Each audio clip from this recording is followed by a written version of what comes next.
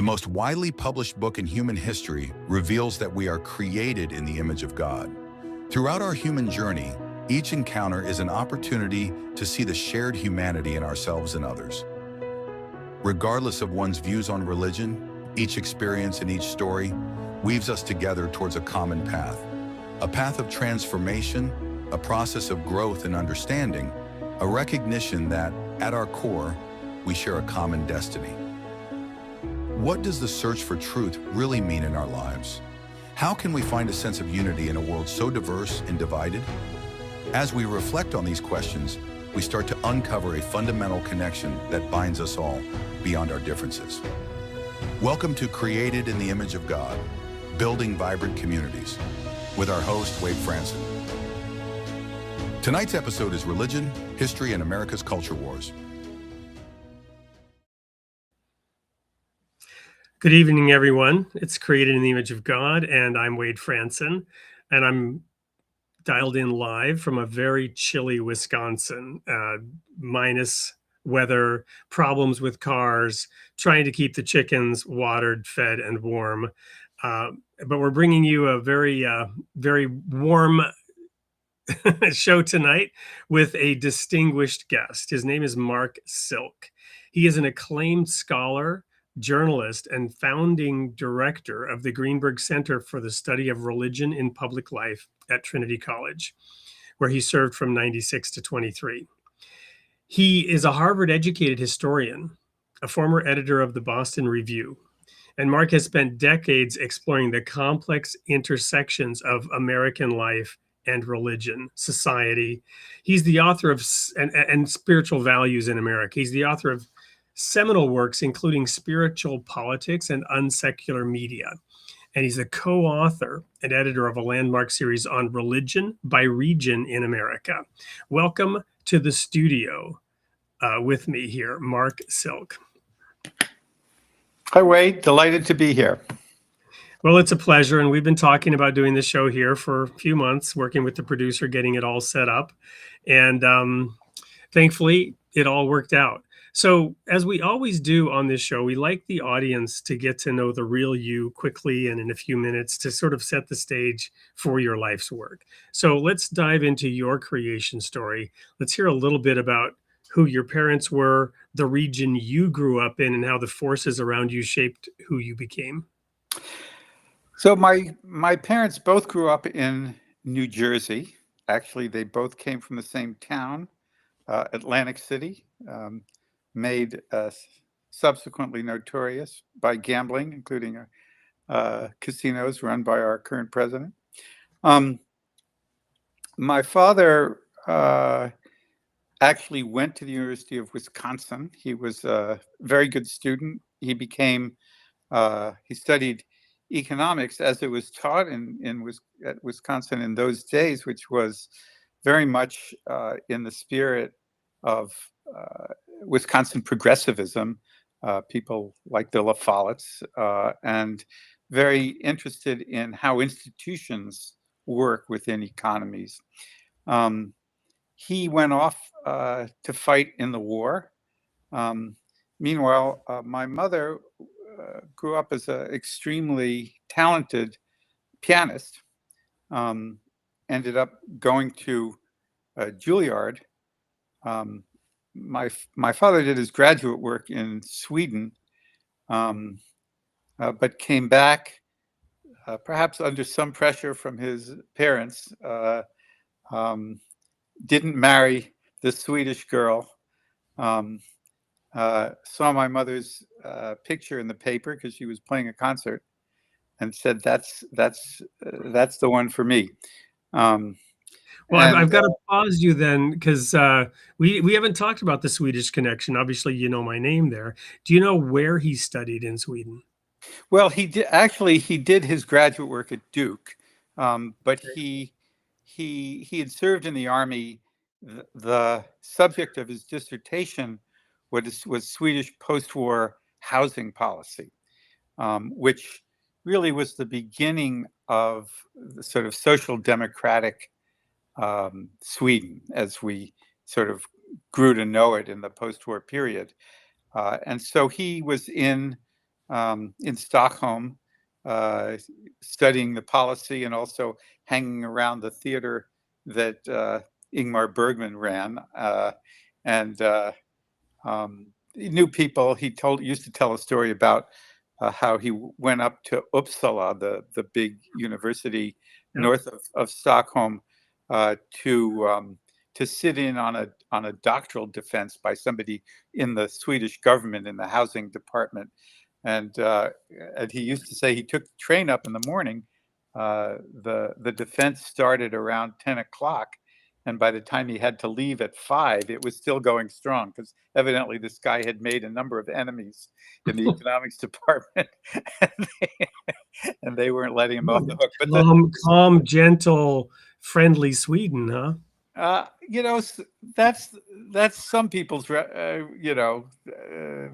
but they're pretty tough characters and quite formal and serious about what they do. So those were the old days. This was back in the late 40s.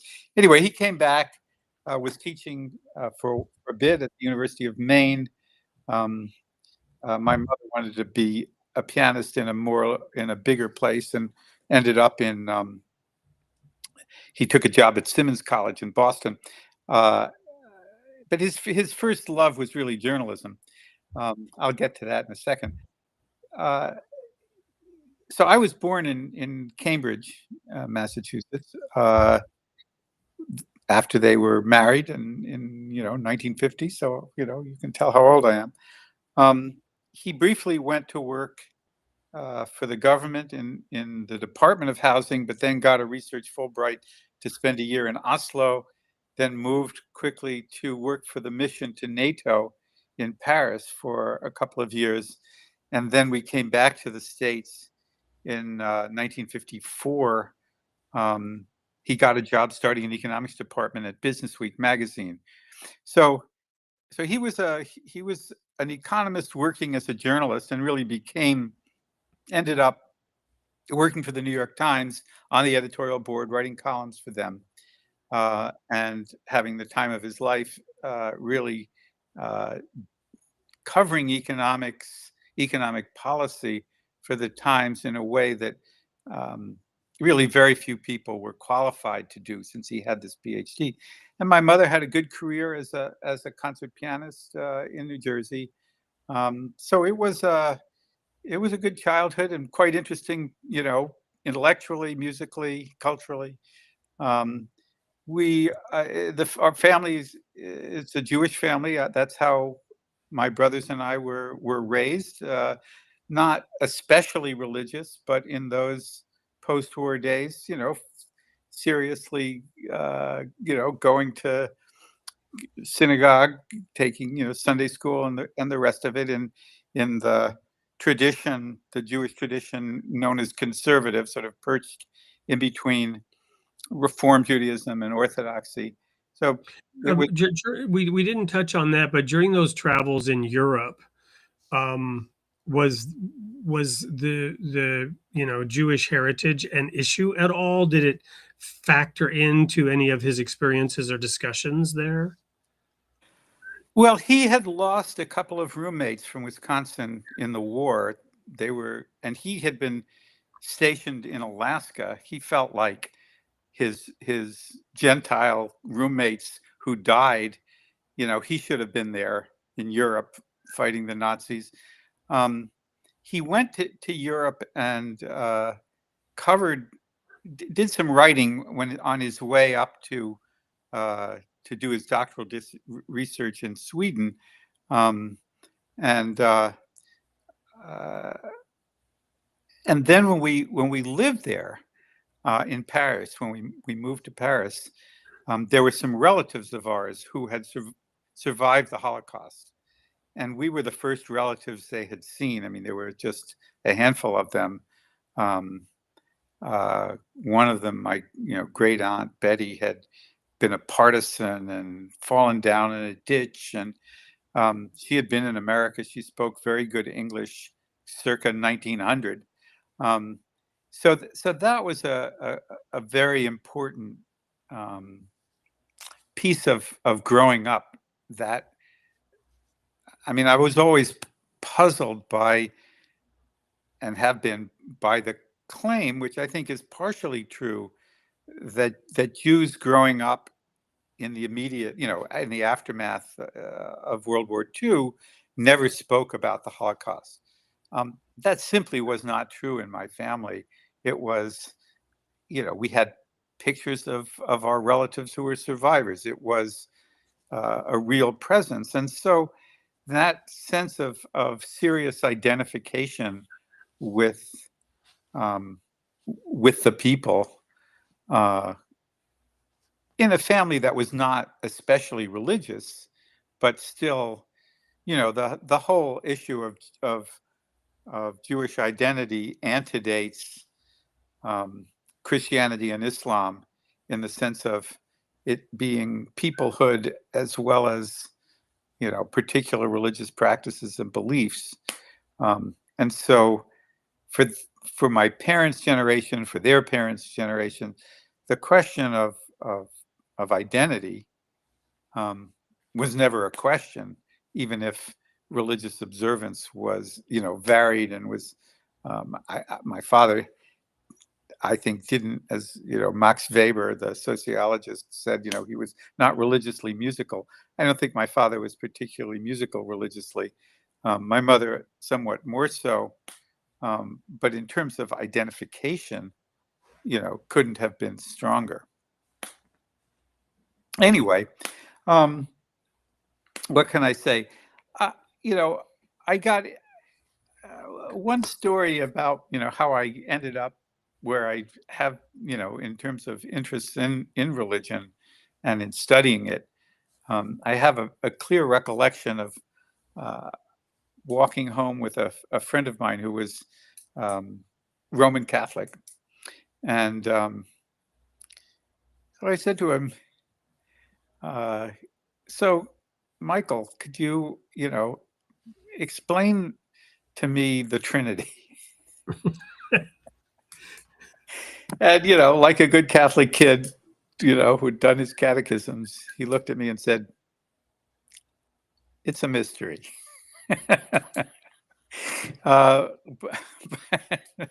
And so I ended up at Trinity College. But I think I acquired a long-standing, continuing interest in the subject broadly.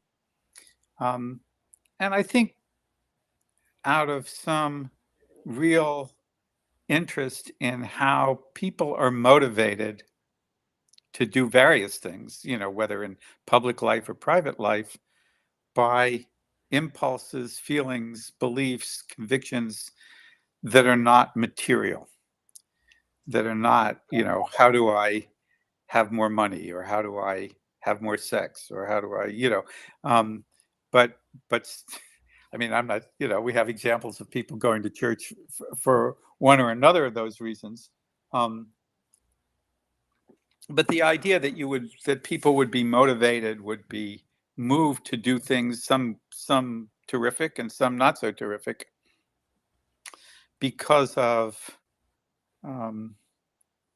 convictions, because of impulses that really were not about, the things of this world, or at least the material goods and the pelf of the world, just always struck me as, the most interesting thing. And well, you in your career, and I'm interested in finding out maybe the sequence or how these things came together. You've got the history aspect, you've got the religion aspect, you've got the societal impact aspect. How did that unfold in you ending up, let's say, at Trinity College? well, so I was working on a dissertation, I mean, as a graduate student, on, I thought it was a pretty interesting issue, but, it was, if you've ever been to a sermon or given a sermon, I think you've probably given some sermons, Wade, in your time. I have quite a few. Well, My guess is from time to time you've told stories in those sermons. And when you tell stories, you've probably noticed that the people in the pews perk up. They do. And in the Middle Ages, In fact, you can see them perking up if they even get the impression that there might be a story on the horizon. right? Because people respond to stories in ways they don't to just abstract discourse. And in the Middle Ages, there's a whole body of literature which are called examples, exempla, that that were compiled into books for preachers that they could, if you had to give a sermon, if it seemed appropriate to give a sermon on confession, say, you could turn in those books to a number of stories about, the good that confession did and so on. And there are some great stories that I'll tell you some other time. But how that body of literature, which comes out of saints' lives and comes out of a particular conviction that stories about supernatural events actually, or that happen in the world, really give you an indication of what God intends. Anyway, I did my dissertation on how that body of literature sort of came about and how it relates to some of the thought traditions in medieval intellectual life. But at some point, I had to earn a little money. I had worked with my father on some research book projects, and one thing led to another, and I just took off from my dissertation.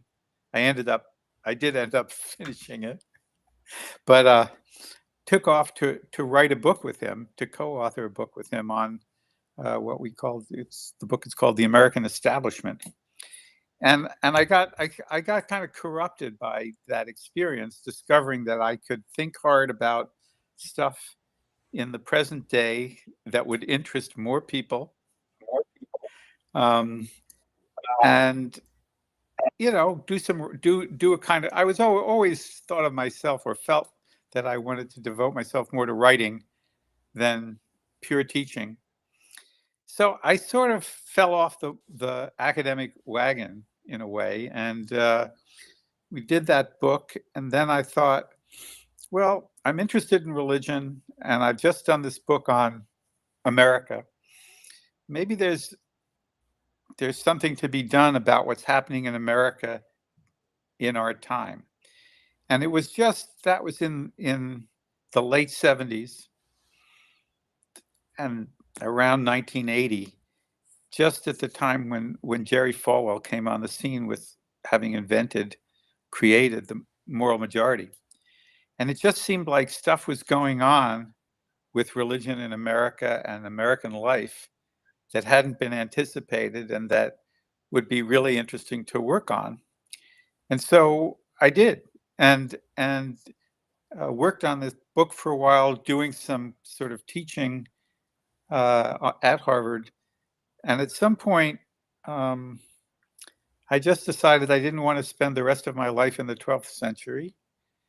And I liked journalism, or doing journalistic type writing, and I ended up being a newspaper man for 10 years after I finished my dissertation and was finishing that book. And went to Atlanta and worked for the Journal-Constitution for almost a complete decade. But I kept my hand in. I wrote another book while I was at the paper about news coverage of religion, and discovered, and I kind of anticipated this. If you write one book on one subject, okay, you've written one book on one subject. If you write two books on one subject, then you're an expert in that field. Well, now I think we've traced the arc of your background through the coming of age to you becoming an expert. So this is a good place to make that segue into our first commercial break. And when we come back, I want to dive a little bit more into exactly that phase of your life and Falwell, because you and I talked a little bit about the intersection of my life, being a member and then a minister in the Worldwide Church of God, where Herbert Armstrong began radio broadcasting in 1933, and then his son Garner Ted. And we'll maybe use that as a jumping off point to talk about that moral majority and what came next. So don't go anywhere. We'll be right back and get into the meat of tonight's show with Mark Silk. We'll be right back. In the tapestry of time, where the footprints of history are etched by almost invisible figures, one name echoes through the ages. Dr. Joseph Warren. Philip Strauss invites you on a journey through the trails of time, exploring the critical role this physician played in Boston and beyond. From antiquity to the birth of the United States, these often overlooked agents propelled generations into unimaginable realms. This biography not only highlights several Josephs but focuses on Warren, perhaps the most enigmatic of them all. What he did, and what he didn't do, continues to resonate globally. Join the author as he reveals how Warren chose to serve others, creating a legacy that transcends time. Discover the enigma, explore the past. Joseph, Serve Behind the Scenes to Set the Stage, by Philip Strauss. Available at Amazon.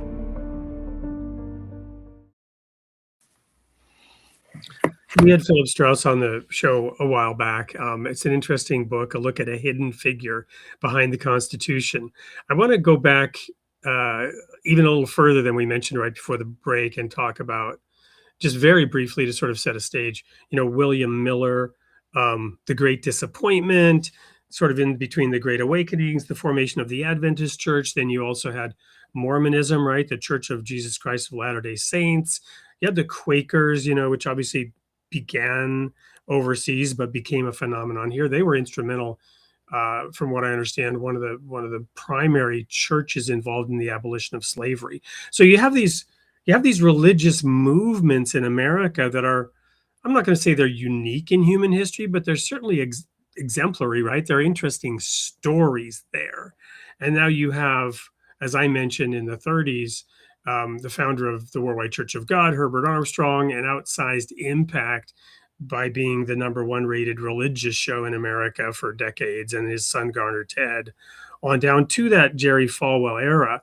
You and I talked briefly about other religious programming that was going on and how maybe a mix of politics and social issues began to creep in. So I just sort of wanted to set that stage for you to then talk about you being at a newspaper, becoming interested in Jerry Falwell and the moral majority. So I wanted to sort of set that backdrop.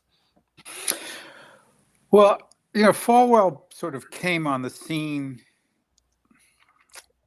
as a national figure outside of the sort of independent Baptist world that he came from at the end of the 70s. He made a really conscious decision to, he'd gotten interested in politics himself after being part of a sort of conservative evangelical world that looked really askance, if that's a kind of moderate way of putting it, at the civil rights movement and the degree to which the Black church was involved in that political campaign. And they would talk about, that is, the conservatives would talk about how this was destroying what they called the spirituality of the church, that the church should be kept separate from politics, from political issues, from political engagement.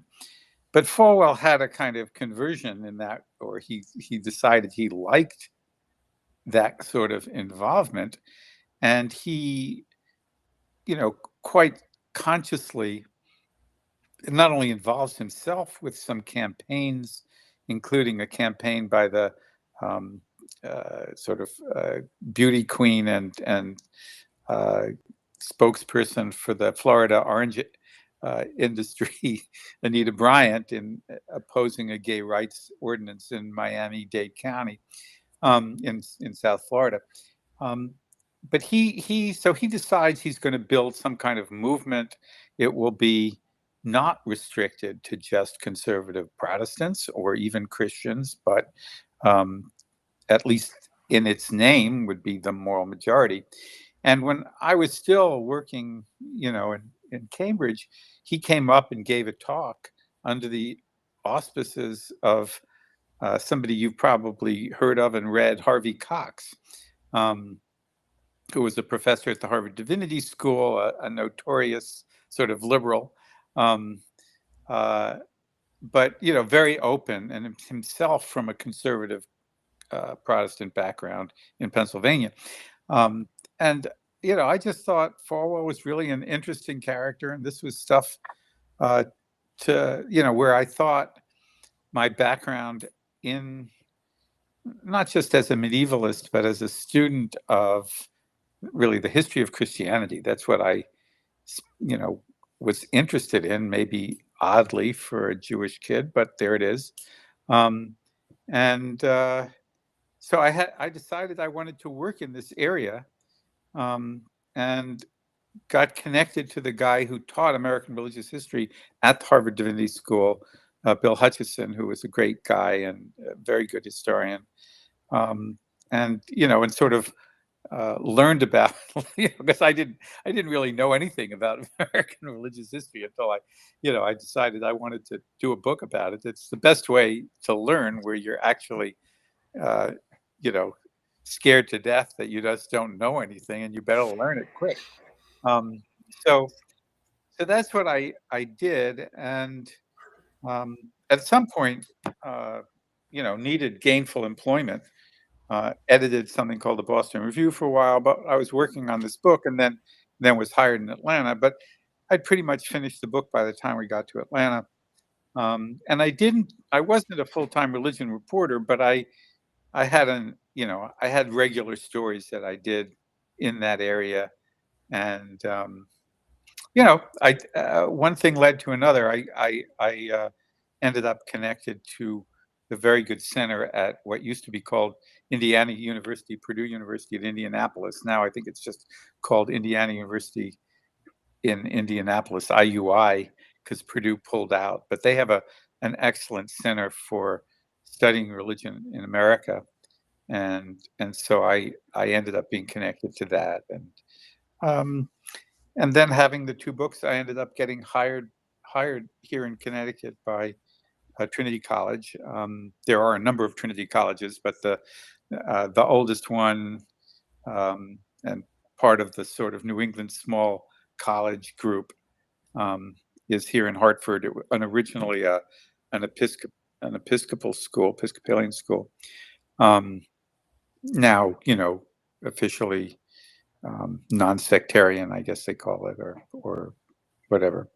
But so with Falwell then came sort of a coalition that, whether I don't know how many people who were not from his core political core religious corner were part of the moral majority, but it certainly aspired to or pretended to encompass a much broader set of people. I don't have a particular sense of what that was or wasn't, but do you know the numbers and the demographic makeup? I think the truth was that it was never really a membership organization. You could subscribe, as I did, to what was their sort of newsletter, which was called Moral Majority Reports. But it wasn't a grassroots organization. It was more Jerry Falwell and what he was a talented, publicity guy. And he got around, and he had lots of connections, and he had his TV show and his whole operation in Lynchburg, Virginia. So he was an important figure, but as a membership organization, you really had to move to the next chapter, which is Pat Robertson's Christian Coalition. And I'll say Gesundheit. Well, I muted myself and wasn't able to actually sneeze, but go ahead. There you go. Anyway, I think it's important, and I realize we want to be careful about partisan politics here, but to recognize that really effectively from the beginning, that is from 1980, this was not a nonpartisan organization. The early early members or people who were connected with the moral majority, sort of leaders, and there were people around. I don't want to overstate it. There were different chapters in different states and so on. They went to the Republican convention in 1980, and the concern was, and it was a very live one in Republican circles, was that the Democrats were seriously threatening their Southern strategy with Jimmy Carter in the White House. Here was a Southern Baptist from the Deep South, elected president in 1976. And so there had to be a pushback on that. They had lost the grip of any kind of, sort of media, Hollywood, over the years, and now they were losing the grip of political strongholds. And, something needed to be done. I'm oversimplifying, but there had to be something done. They had to get rid of Carter. And the other challenge that they had was, although, and this is among people who study these things, a somewhat contested issue, but my position has been that after the success of the civil rights movement, the Civil Rights Act, the Voting Rights Act in 64 and 65, and really a recognition by the country that the old Jim Crow system was no longer sustainable, and the kinds of white supremacist talk, white racist talk that prevailed in a lot of the South, a lot of the communities in the South, into the 60s, that was no longer on as a political mobilization strategy. Of course, George Wallace did it in 68, and it was, but as the 70s moved on, there had to be a different way, and that way proved to be conservative religion, and particularly evangelical Protestantism, and there were issues to seize on. I mean, there was the issues of women's rights and the Equal Rights Amendment, which could be construed as making men and women the same. There was gay rights, which was horrifying to a lot of people. There were issues such as evolution was still around as a concern, and more traditional issues such as drinking and sex, drugs, and rock and roll. Although rock and roll, of course, that was just a matter of time as a generation grew up in that, and you and I may know more about that than we would want to talk about here. But having said that, getting back to this sort of rise and swelling of the moral majority, later we have something called the Tea Party, right? Was that the same thing? What were the influences that made the shift from moral majority to the Tea Party? And is that an increasingly overt politicization, or what was going on there? Well, I think between the Tea Party and the moral majority is the Christian Coalition.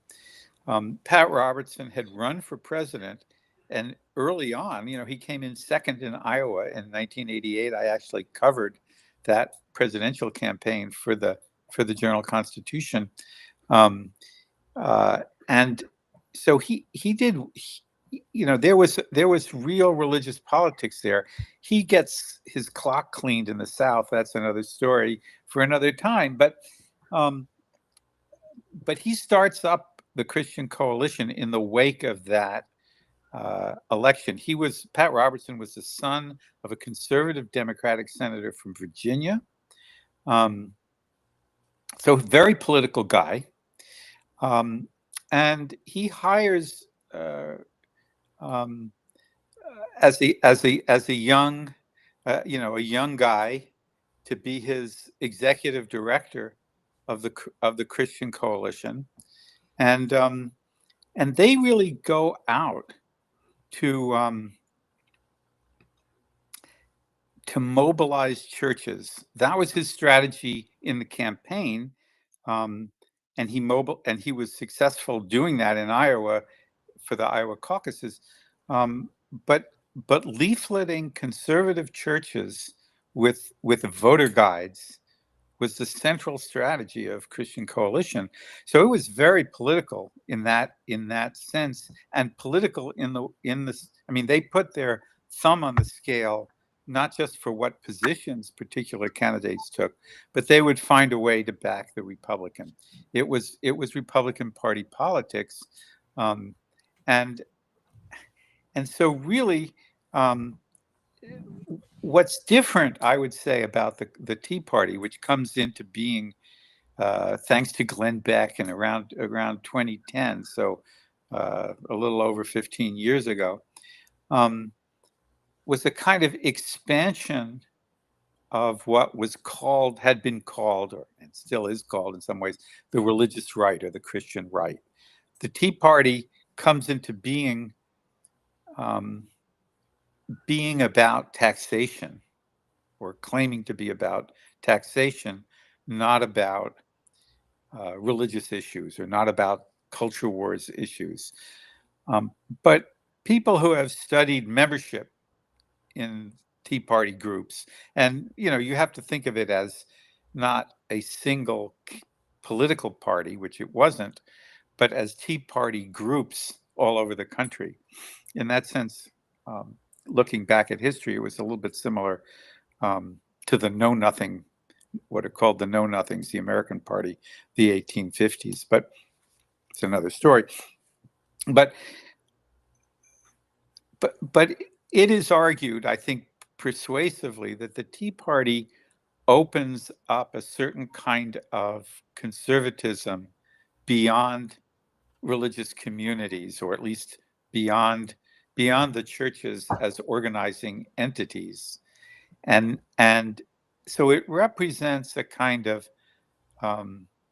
significant, you might call, institutional shift from the kind of church-based organizing that the Christian Coalition did in the 1990s and 2010s to something much more run out of media organizations.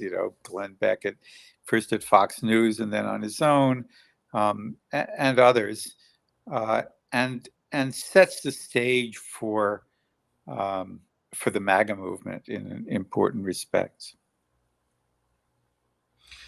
And meanwhile, we have other movements coming up, like the Black Lives Matter movement. Is there a similarity? Is this a reaction?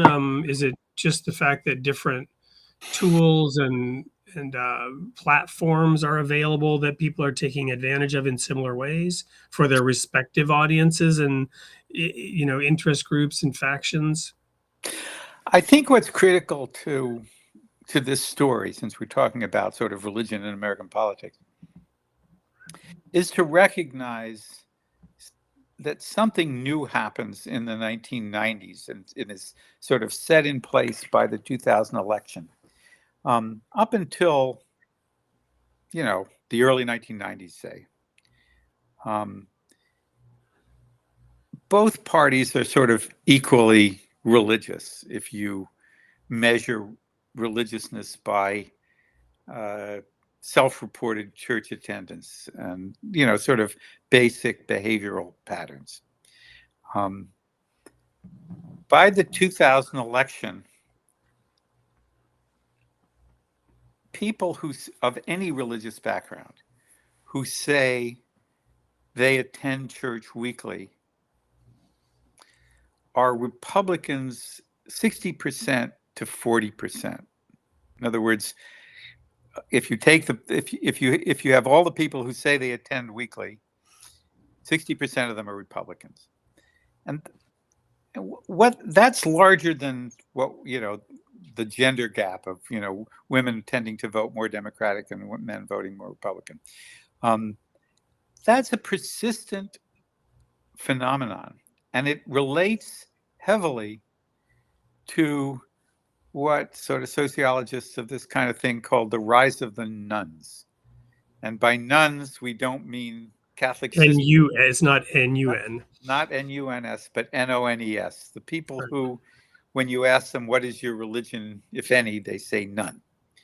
The number of self-identified nuns in 1990 is in the low single digits. It is like up to 14% in 2001. It is now up to about 30% of the American public. There's a bit of an asterisk that is worth noting here to that number. It's true that part of this issue is not just people disaffiliating, although that's significant, but it's also how people understand the question. In other words, if you were a member of, you were Southern Baptist, but 20 years ago you just decided, I've had it with those churches, I'm not going to church, forget it, I'm not going to show up. Somebody knocks on your door and says, what's your religion? You say, well, I haven't gone to church recently, but put me down as a Southern Baptist. Today, same story in terms of behavior. Somebody comes to your door and says, what's your religion? You say, well, I was raised a Southern Baptist, but I haven't gone to church in 20 years. Put me down as none. That person has not changed. I mean, it's the same behavior, same belief, same posture towards religion. But now there's this category, instead of being, well, I got to fit into somewhere religiously, there's something that I am. I guess you put me down as a Methodist, put me down as a, Catholic, whatever. So some of that shift is that the question is understood differently. Yeah. But nonetheless, it's a big shift. Yeah, that is a big shift. And thank you for pointing out and having the data. I'm going to ask now a question that I don't expect there's a data answer to. It's maybe more of an intuitive answer. Feel free to caveat, however you want, but I'm curious as to your intuitive response to this question.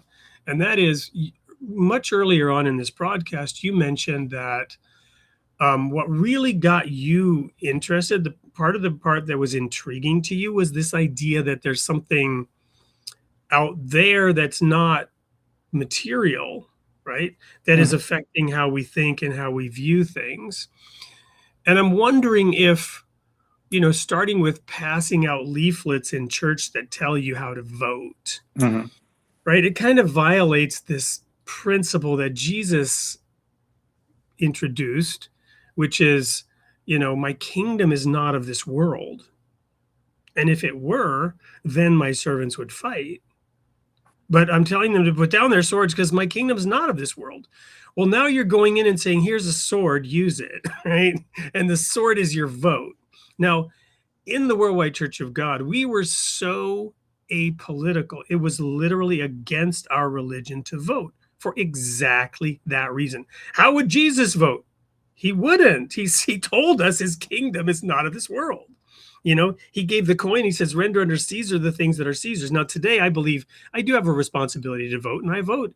But the 2008 election was the first election I ever voted in for that reason. And there were some very difficult choices that were facing me. And in one election, the 2016 election, I was physically ill. because I didn't know how to vote and I didn't want to vote at all.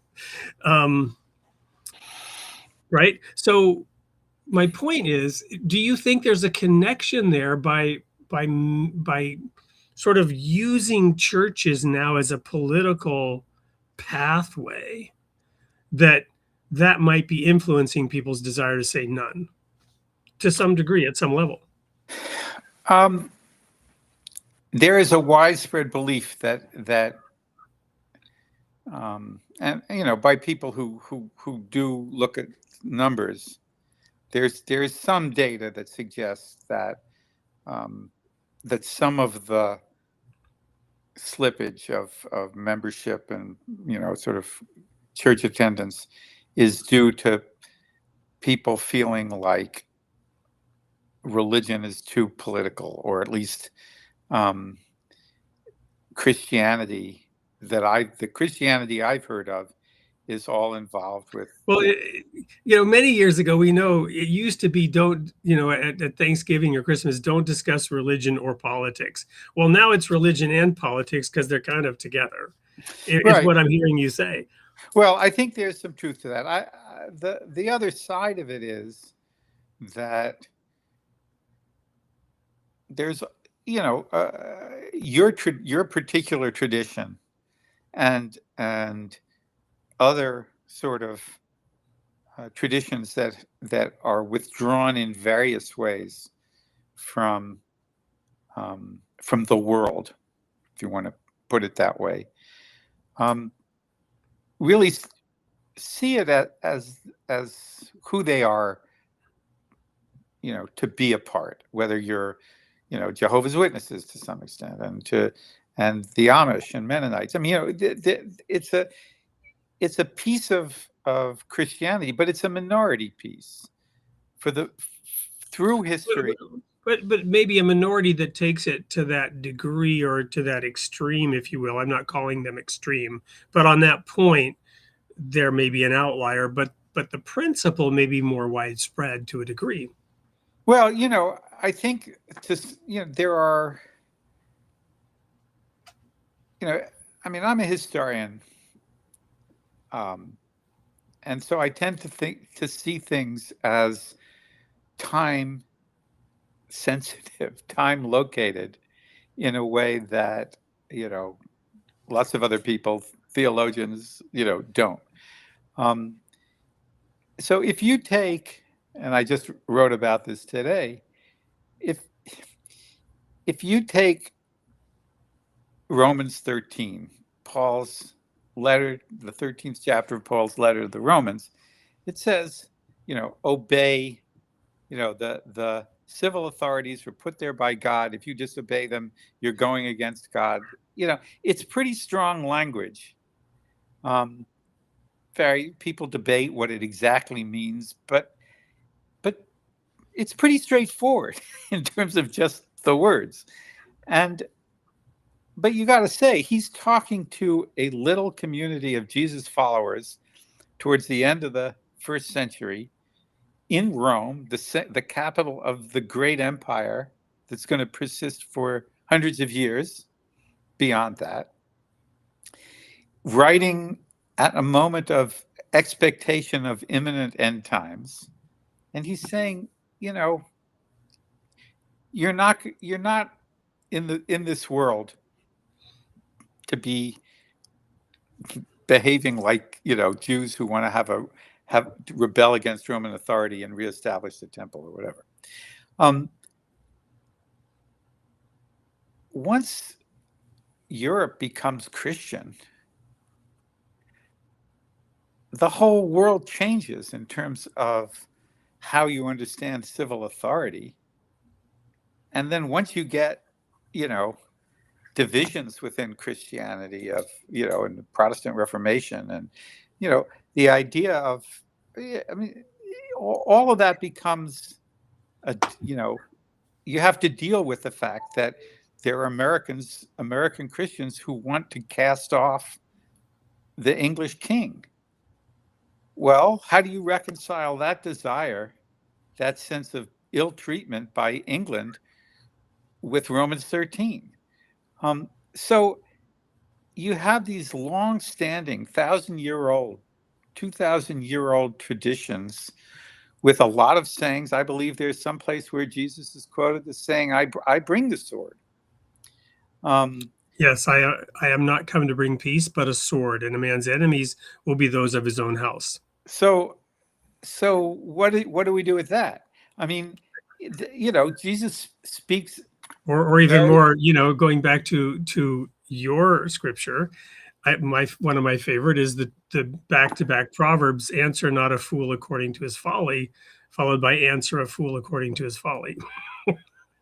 These are big, complicated traditions with long histories, and people who are devoted to the tradition and consider themselves serious members of that tradition, who see the world in quite different ways. And I guess I'm too much of a historian to think that there is some essential only way to be in that tradition. We can cast into outer darkness people who claim to be in that tradition, call them Christians in name only or Jews in name only. They're not observant, or they take a softer line on this, but a harder line on that. How do you not welcome the stranger? Well, Or how do you tolerate abortion? I mean, these are... Sure. We're gonna go to a commercial break, but I'd like to just submit this observation with which you're familiar. I'm just bringing it to light, and you're very familiar with it. Most of what's in the New Testament, the so-called New Testament, is also in the Hebrew scriptures, right? It's a matter of foreground and background, right? What's brought to the foreground, what's held in the background. There's a statement that he will magnify the law and make it honorable, which is a prophecy in the Hebrew scriptures. And then, it is interpreted that Jesus did that, right?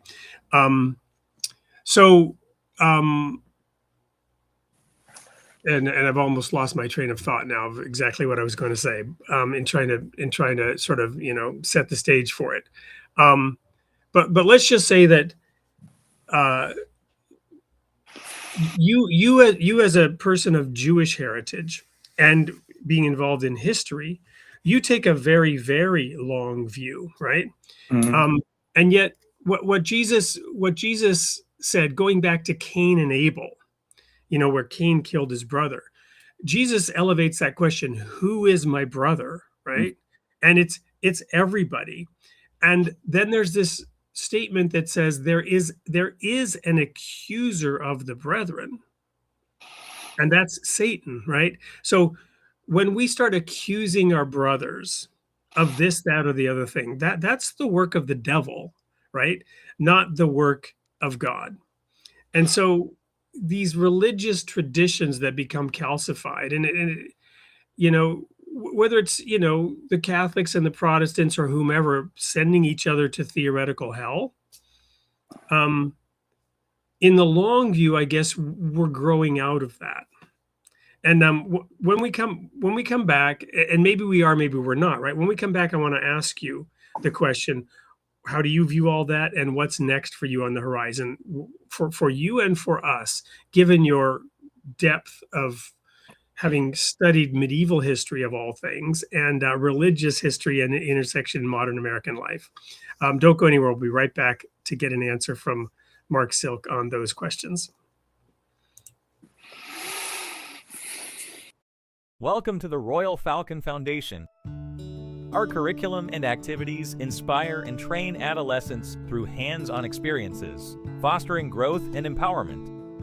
Through immersive and challenging experiences, we shape young minds to think independently and develop their leadership skills.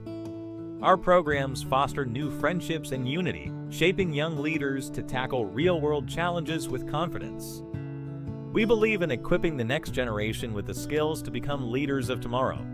Join us at the Royal Falcon Foundation and be part of a journey that empowers, unites, and inspires.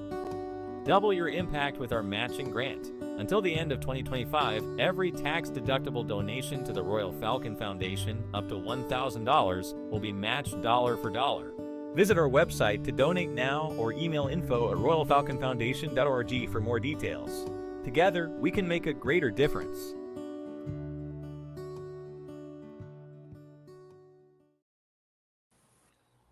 Well, there's an indication that time moves on. We've just aired that for the first time in 2026.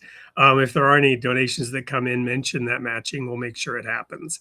And we'll make sure we get a new and updated video if indeed that grant is still available. So, Mark, I just threw a bunch of stuff out there right before we left as we transition from, the past, the present, those intersections of history, and then looking forward. What are your thoughts? Well, I think, we're living in a very disturbed time as we sit here in January of 2026. It is hard to know where the country is going to be at the end of this year, much less, by the end of the current administration in 2028. Yeah, a few years ago, I started saying, America lurches forward from ditch to ditch. And that might have been something that happened over, decades but now it seems to have gotten extreme, the wild mood swings of the nation. And I do think that you said earlier that you thought that the world was moving in a more sort of accepting direction in terms of religious arc of history was my intent of that, not necessarily in the moment. Well, I think at the moment it looks like the arc is going to take longer than we might have thought, 20 years ago. If you look at what's going on in Texas today. You have concerted campaign by the governor of Texas to limit,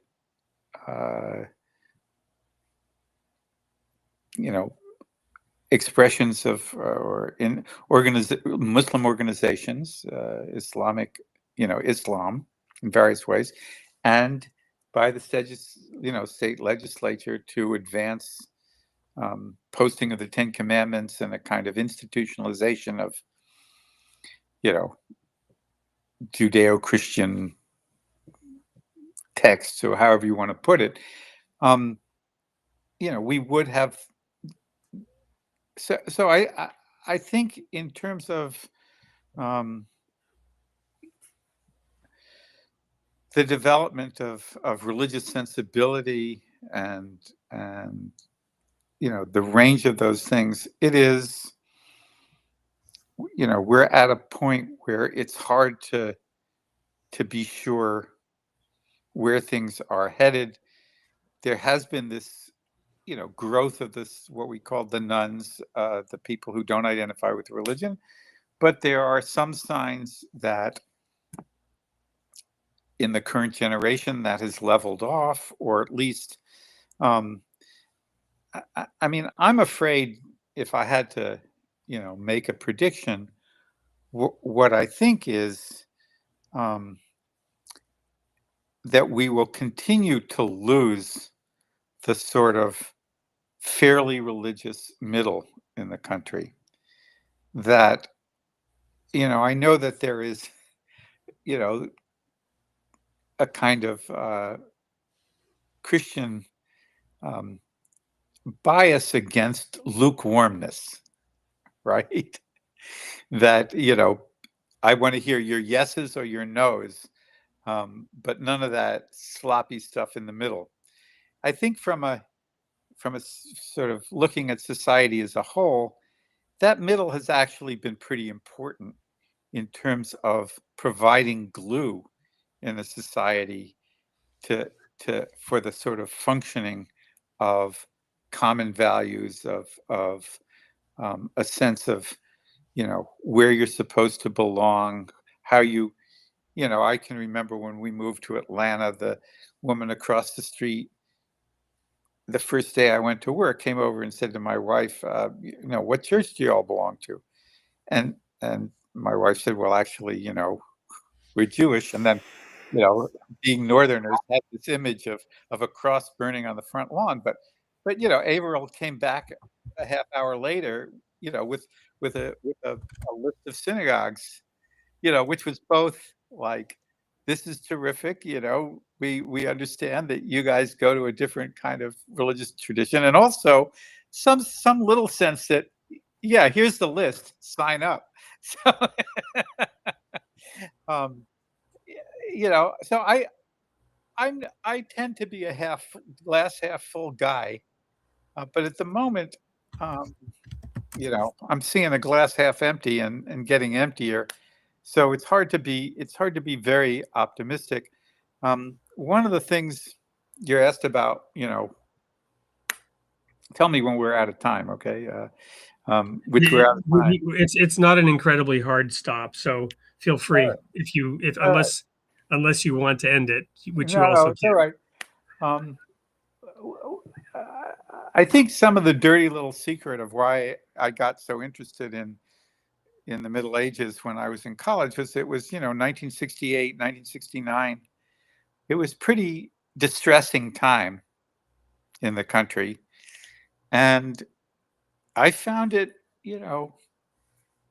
helpful psychologically to be taking the long view and to be studying something very far away, even while anti-war demonstrations were going on in my immediate vicinity, and that, I was not pro-war. So there it is.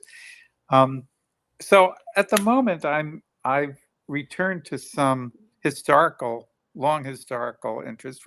I just finished co-editing a book on Christian nationalism.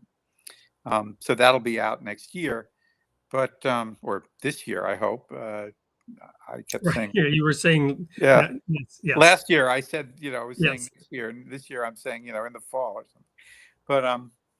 But so I'm interested in some longer developments of ideas about how religion works in society and how that was construed. And so I guess in my old age, I'm, returning to taking some of the longer view. Well, you raised several interesting points I just want to touch on really quick. One was lukewarm, right? From Revelation chapter 3, the Laodicean church. That was actually an important scripture in my fellowship, because we didn't want to be lukewarm, and we thought there was a prophetic sequencing of those churches. That's the last one. That's the end time church, right? And was lukewarm. The other thing is, looking at the long view, there's this poem by Yeats. I'm sure you're familiar with it, The Second Coming, right? Slouching towards Babylon to be born. But there's this line in there. Marching towards Bethlehem. Bethlehem, sorry. It's different. It's very different. Slouching towards Bethlehem to be born. Thank you. But the line I really wanted to quote was, the center does not hold. And you were talking about the center being important in between the hot and the cold. And I think, to me, the reason is, and this, since I've talked a little bit about my background, coming out of those particular views, I used to call it a hermetically sealed belief system. And it wasn't just us. It's any religious belief system where you're holding fast to the truth as it was delivered. And that God might test your faith and that Satan might tempt you.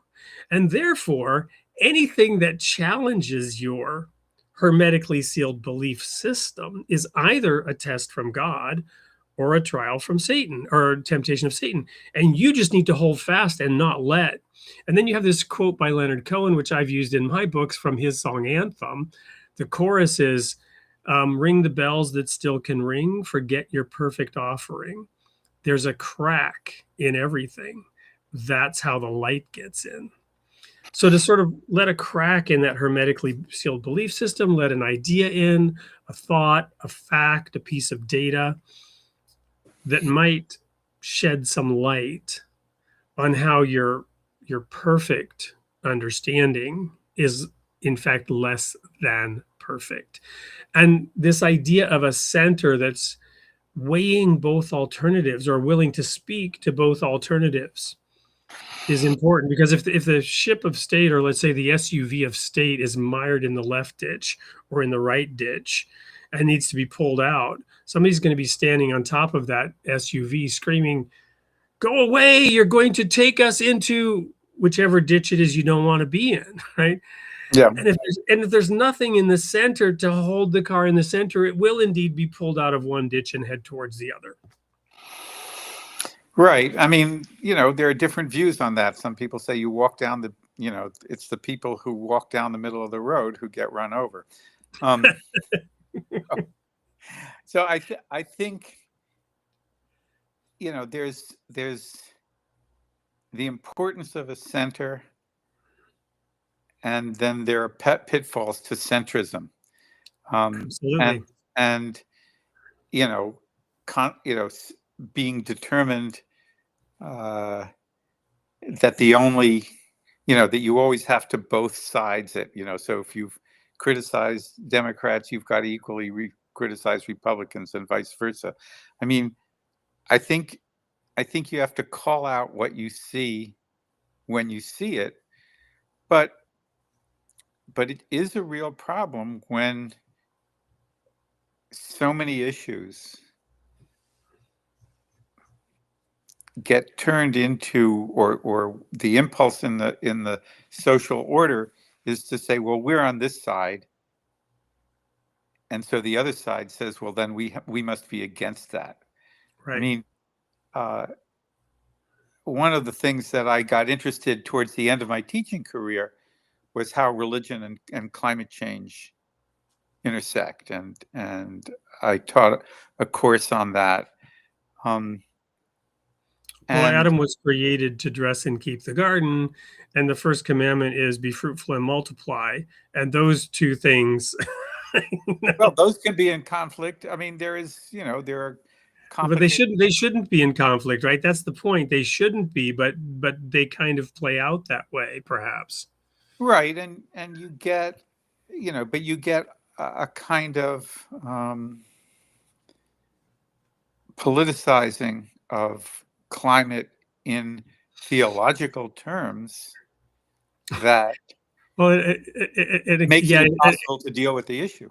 Well, and again, you have the four horsemen of the apocalypse, pestilence, war, famine, and giant hailstones falling from the sky and the sun getting 10 times hotter. But today's prophets of gloom and doom are not religious, they are the scientists, right?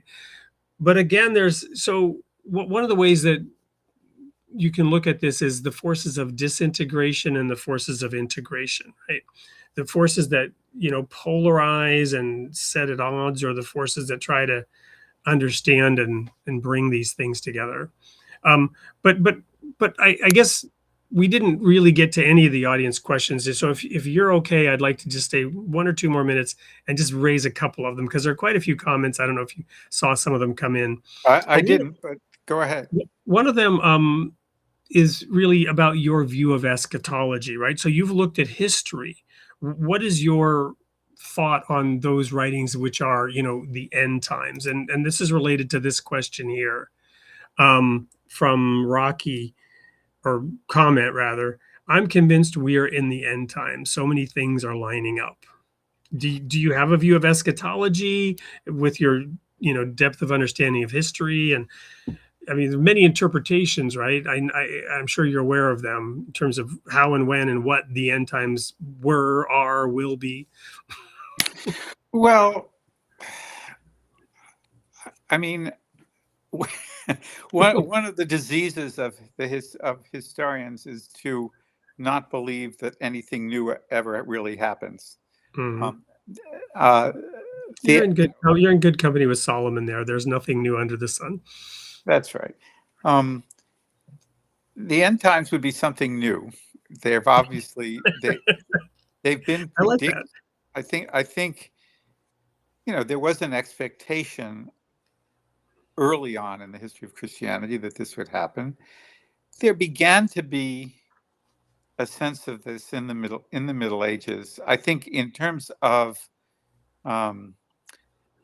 reading the signs of the times. This is really begins in our culture in the 19th century. And if anybody has, the Schofield Reference Bible, I mean, that model of looking at what's happening in the world and seeing that as portending the end times based on not just Revelation, but the book of Daniel and, various texts, that's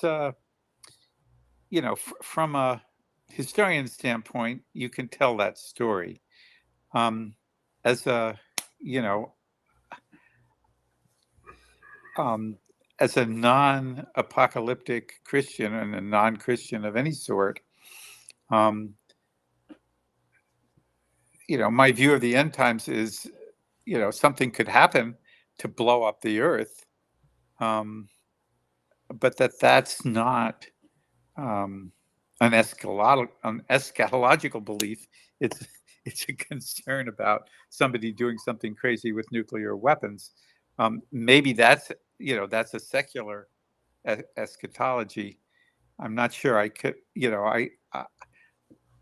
I think anytime you have a system in which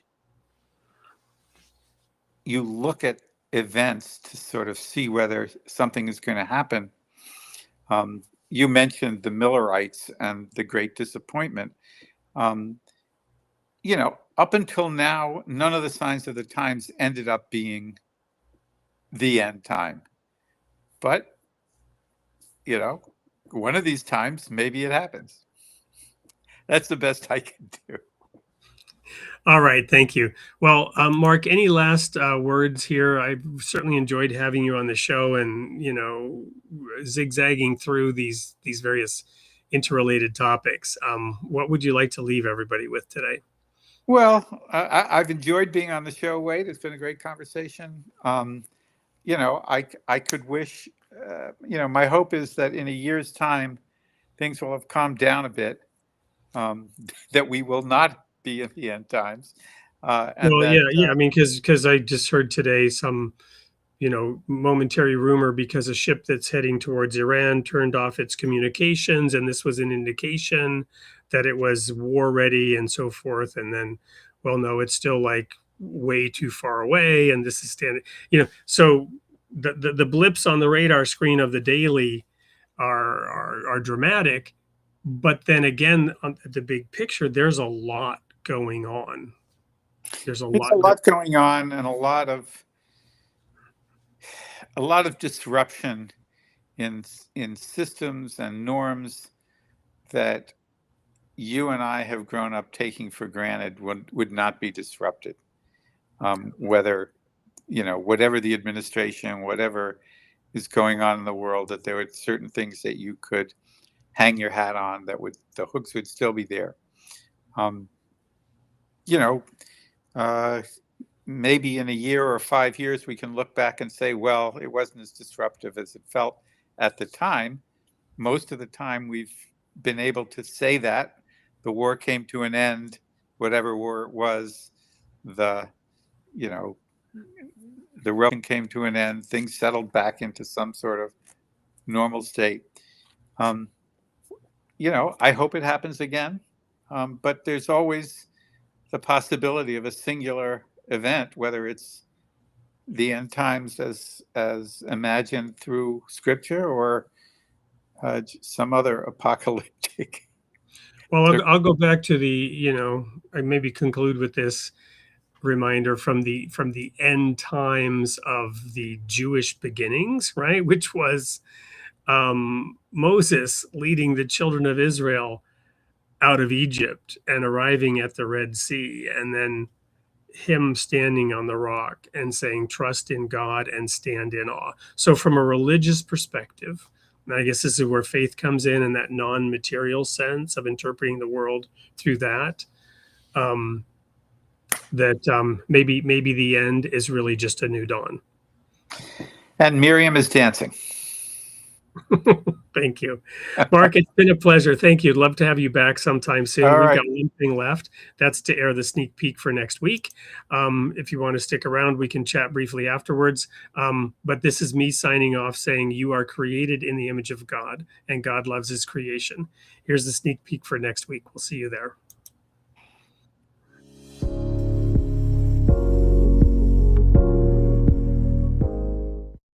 Hey everyone, welcome back to another sneak peek with your host Wade Franson of Created in the Image of God, a show that is now well into the 200 episodes, and the guests just keep getting better. This show is for Tuesday night, January 27th, and in the studio with me is John Didakis, who is a former White House correspondent and CNN editor who has taken all that real world experience in Washington and in the newsroom and translated that into a career as an acclaimed author of mystery thriller novels. Welcome to the studio, John.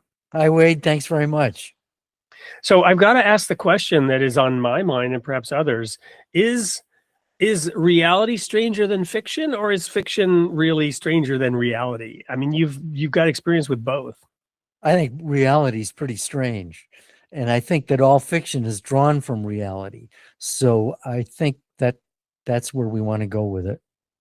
So probably the mystery thriller genre is the most compelling when it mirrors reality. Is that fair? I think that's exactly right. I think people want to live vicariously, and they want to get a sense of how it feels to be in a life-threatening situation, or to be in a situation where, like at the White House, covering the White House. I did that for 3 years when Reagan was president. And, so what's it like to be behind the scenes? How does the news really come together? How do reporters stay objective? Do they stay objective?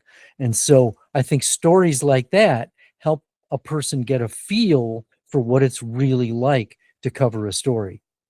Well, and one of the reasons for having you on Created in the Image of God is we are a religious show, but the premise of the religious focus is that there are two curricula. One is the divinely revealed word. The other is the creation in itself. And the way to understand the divinely revealed word is to test your hypotheses around your theories, let's call it theology or doctrine, in the real world. And the independent investigation of the universe, reality, is how we prove and test whether or not our faith is real, in my view. So having you on the show, to talk about this reality, this fiction, the newsroom, the editing, and this question about journalism, bias, authenticity, and what's real and what's fiction, that's one of the reasons we want you on the show. Just comment on that briefly, and also how your writing craft maybe progressed over the series of books that you wrote. Well, this is going to be a great conversation because, you're basically asking, the question Pilate asked, what is truth? And there's the capital T cosmic truth, and then there are the small t truth mosaic tiles. And so daily journalism isn't the truth, it's small truths, facts that try to come together to create some sort of a coherent whole. And so it's always a search for meaning, understanding, facts, and truth. And so that's what it's all about. In terms of fiction, it's, you're trying to capture maybe an essence of what truth really is, because in a sense, you're creating truth. Wonderful. Well, that's sufficient for this sneak peek, hopefully to whet the appetite of those who will be tuning in this coming Tuesday, January 27th, to find out what it's like to do a deep dive with a former White House correspondent and CNN editor who is now a writer of acclaimed mystery thriller novels. Do not miss this upcoming episode of Created in the Image of God with John Didakis. We will see you there.